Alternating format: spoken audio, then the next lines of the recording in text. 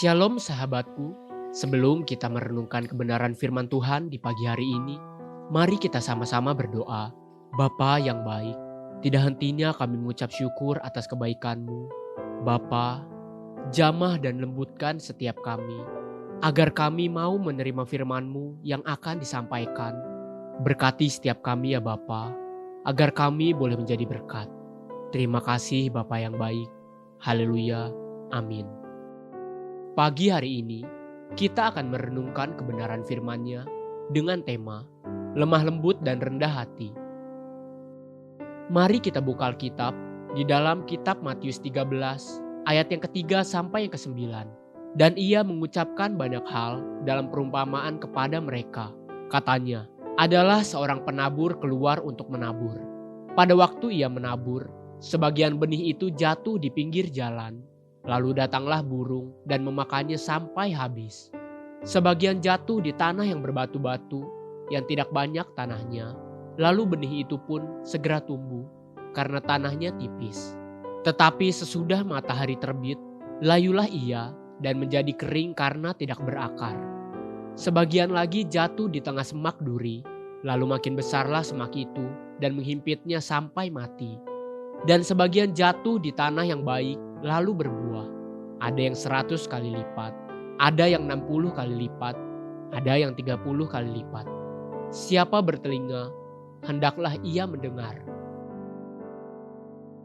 Ada 4 peristiwa tentang benih yang disebutkan di dalam perumpamaan Tuhan Yesus di sini. Dan dari 4 media tanam dari benih-benih tersebut, hanya 1 yang dapat tumbuh, 3 yang lain akan mati sia-sia. Tumbuh dan berbuah atau mati sia-sia adalah satu dari 2 perkara yang bisa terjadi bagi benih yang sama, yang ditabur oleh petani yang sama, hanya saja ditaburkan pada media tanam yang berbeda, di mana dia ditanam dan berada. Itulah yang menentukan tumbuh atau matinya benih-benih tersebut. Mungkin saja untuk sementara waktu, ada benih yang terlihat tumbuh untuk sementara waktu, namun tidak akan bertahan lama. Bahkan ada yang langsung tidak dapat bertahan. Semua ditentukan oleh bagaimana tumbuhnya akar-akar benih tersebut. Semakin kuat dan kokohnya akar-akar itu dapat bertumbuh, semakin langgeng dan besarnya, kemungkinan benih-benih itu dapat bertumbuh dan berbuah.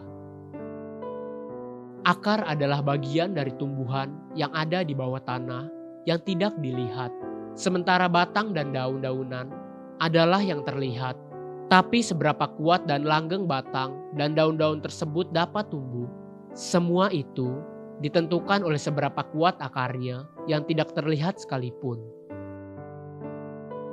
Jika saya dapat memberikan perumpamaan atau ilustrasi, mungkin bisa dikatakan bahwa akar sebuah pohon itu adalah seperti karakter manusia. Sedangkan batang dan daun-daunnya adalah reputasi orang tersebut. Terkadang bisa saja reputasi itu terlihat megah dan baik, tetapi hanya sementara waktu, apabila tidak ditopang dengan karakter yang benar dan kuat. Sama seperti benih yang jatuh di tanah berbatu-batu. Matius 13 ayat 5, sebagian jatuh di tanah yang berbatu-batu, yang tidak banyak tanahnya. Lalu benih itu pun segera tumbuh karena tanahnya tipis. Untuk sementara waktu, entah setahun, 2 tahun, atau bahkan 5-10 tahun, seorang hamba Tuhan dapat menunjukkan penampilan yang luar biasa, yang rohani dan penuh Roh Kudus, pelayanan demi pelayanan, tutur kata atau segala bentuk penampilan akan bisa menipu dan mengelabuhi, menutup-nutupi karakter manusia yang sesungguhnya. Tapi itu pun tidak akan dapat bertahan lama. Karena penampilan rohani atau penampilan hebat dan bijaksana yang tidak ditopang oleh karakter yang kuat dan benar, satu kali reputasi itu pun tidak akan kuat bertahan. Reputasi itu pun akan mulai pudar dan layu. Kita pasti mengenal 1 atau 2 nama-nama orang hebat yang begitu cemerlang reputasinya di zaman-zaman kejayaannya. Entah di bidang olahraga, di bidang musik, ilmu pengetahuan, di bidang literatur, atau juga di bidang kerohanian. Reputasi mereka begitu tersohor dan termasyur untuk beberapa waktu saja, kemudian mulai merosot atau bahkan hancur sama sekali setelah karakter tidak lagi mampu menopang reputasi yang manis untuk lebih lama lagi. Ada yang hancur sebelum dia mati secara fisik, namun ada juga yang hancur pada saat dia sudah menjelang kematian. Benih yang sama ditabur oleh petani yang sama, namun jatuh di media tanam yang berbeda. Hal itu menentukan tumbuh atau matinya sebuah karakter yang luhur. Benih yang jatuh di tanah yang baik dan subur, itu saja yang dapat bertumbuh dan berbuah lebat. Tanah yang baik dan subur adalah tanah yang lembut dan berair. Itulah tanah hati yang lemah lembut dan rendah hati. Haleluya, sahabatku, mari kita sama-sama berdoa. Tuhan, jadikan hatiku lembut dan rendah hati, agar aku mampu membangun karakter yang benar dan kokoh. Amin. Jesus loves you, and so do I.